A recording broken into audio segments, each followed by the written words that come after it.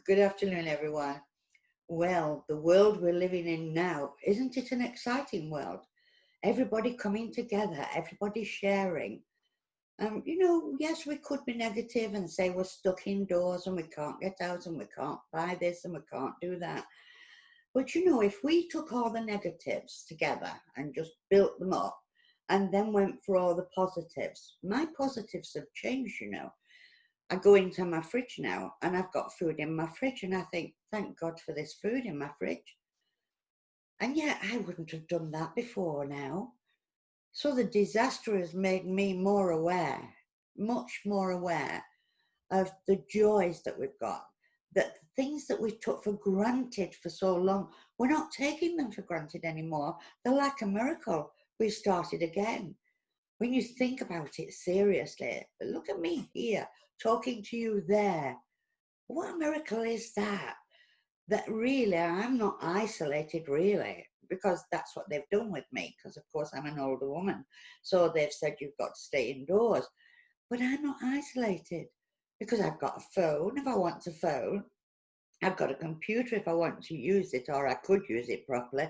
And here I am talking to all of you in another country, and yet I feel as if I'm part of you. Isn't that wonderful? So even when we're going through our home, even turning the shower on and having a hot shower, how fabulous is that? Even to be able to open my medication drawer and take my medication out and know that it's doing me some good. How wonderful is that? Just the natural, normal things of life that I took as everyday happenings, never even considered them as a miracle. And yet now I look and I see that the absolute blessing from God, the absolute blessing. I know a story about a guy. I was in a taxi once with a man and we got stuck in traffic and I was late to get to the church.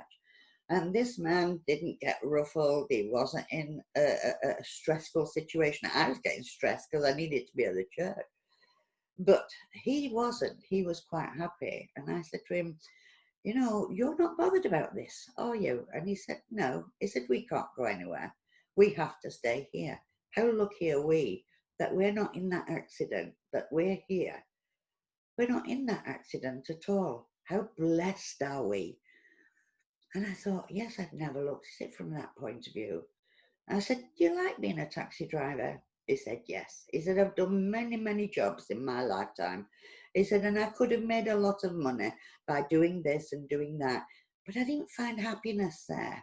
He said, but now, look at me today. I'm sat in this taxi with you, talking to you, having a conversation, looking at the trees, looking at the sky. What blessings do I get? I'm at peace with what I do in my life. I'm at peace with myself. And he said, you're going to rush somewhere, aren't you? Because you're in a hurry.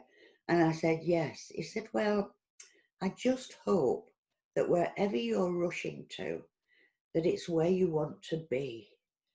Because I drive people to and from places of work. And as I'm driving them, I can see the stress level. I can see they don't really want to be there. And I think to myself, no, I'm not a millionaire. I own this car. I have what I've got. And I'm happy. And I'm at peace.